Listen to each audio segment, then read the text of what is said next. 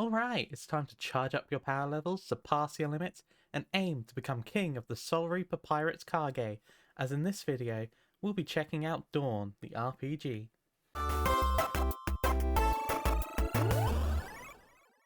As my intro so subtly alluded to, Dawn is a TTRPG inspired by the many battle manga and shonens of the world, so think Naruto, Bleach, One Piece, and so on. Created by Joel, and I have no idea how to even attempt to pronounce his last name, so rather than offending everyone, I'm just going to refer to them as Joel. Dawn the RPG aims to be a tactical TTRPG experience that lets you recreate the classic clashes of anime fights. Let's start with how making a character works. Each character has 4 attributes, each represented by a pool of d6s used for related checks with a starting spread of 4, 3, 2, 2. The attributes themselves are body, how buff and sturdy you are, talent, how dexterous and skilled you are, spirit, your supernatural abilities, and mind, how smart you are. We'll get into more detail on this later, but the game is split into 2 modes of play. Structured, the tactical combat parts, and unstructured, which covers basically everything else outside of combat. When building your character, you'll have parts that focus primarily on one of these modes of play. For unstructured, we have our character's outlook. This is a mechanical version of what their personality and worldview is, who they are and how they've been shaped as a person. There's also a fun series of questions you can answer provided that can help you figure out what outlook best suits the concept you're working on.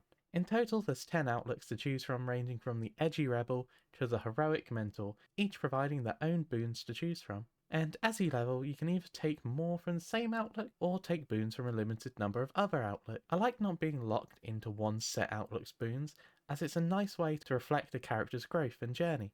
The next part is the character's techniques, a series of combat abilities that reflect their fighting style.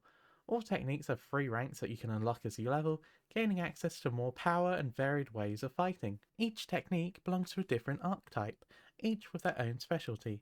These archetypes are as followed: the powerhouse, your heavy hitters and beefcakes; the vagabonds, your speedster attackers; the bulwarks, the sturdiest tank; the altruists, your healers, supporters and buffers; the disruptor, your debuffer; and the ruiner, your master of offensive magic and magic adjacent abilities. Now, the archetype you pull from first will be your primary archetype, but you'll also be allowed to choose from up to 2 others. We'll return to techniques later in the combat section of the game, but next part is the ability, and this is a really fun system. In Dawn, your ability is a unique power you create yourself by making use of the following sentence structure. You can verb, noun, so long as condition, and you fill in these words via this table. So, for example, you can make an ability like, you can shape shadow so long as you can see the target.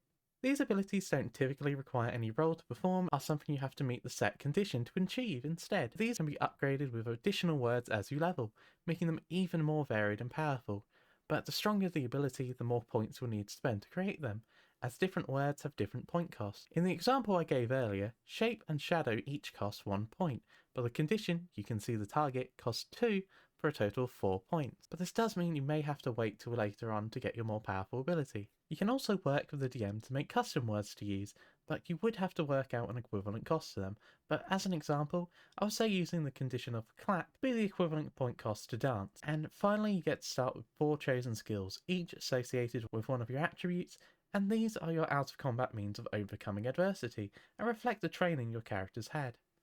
When using a skill, you roll a total number of d6s equal to your attribute plus the ranks you have in said skill. And with all that, we have our anime heroes. So let's go back to talking about how we put these powers to use. Okay, because I'm a Muppet, I originally got to this stage in editing before I realised this entire section looked like it was written in a bit of a fever dream.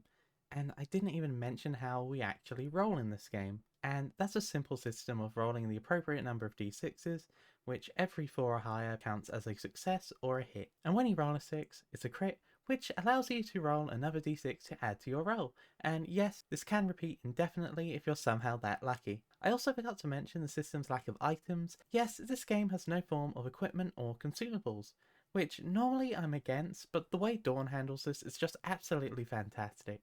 All the usual functions of consumables and gear are handled perfectly by all the character features. Alright, the structured combat. The combat itself takes place on a 7x7 grid, with all combatants deploying alongside opposing edges of the board.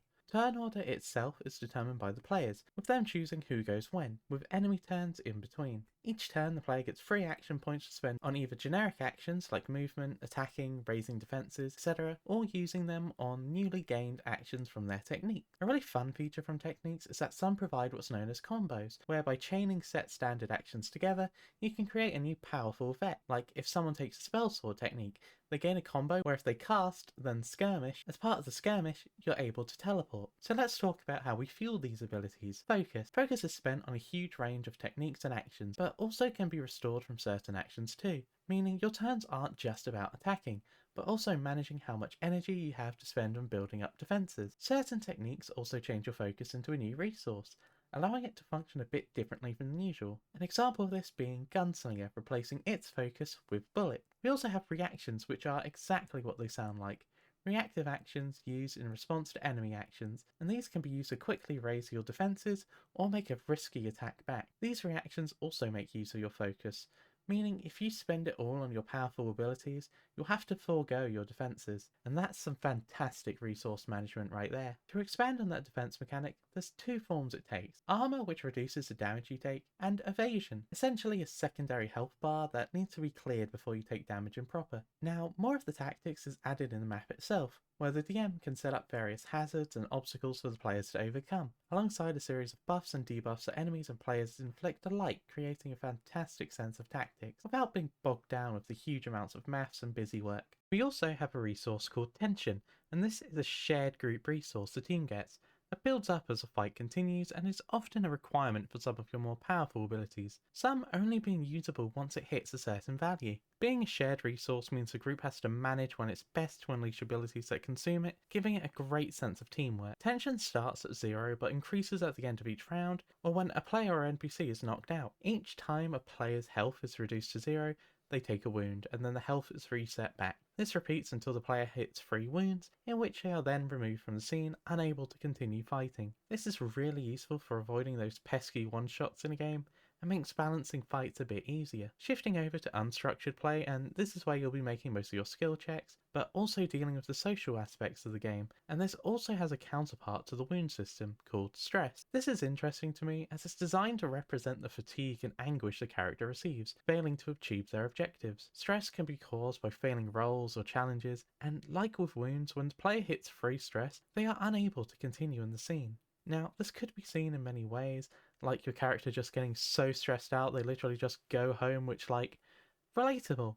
Or it could be a result of overexerting themselves to the point of losing consciousness. Stress isn't the only potential result of failure, but I really think it's an interesting design choice. We also have another social mechanic in the form of bonds, the mechanical part of building friendships, rivalries, and less friendly connections with other players and NPCs. And these bonds can quite literally be the power of friendship, providing a variety of bonuses when working with or against the bonded target. I really enjoy this as it gives a mechanical reward to players who go the extra mile in their roleplay. One more resource I want to touch on is the influence pool.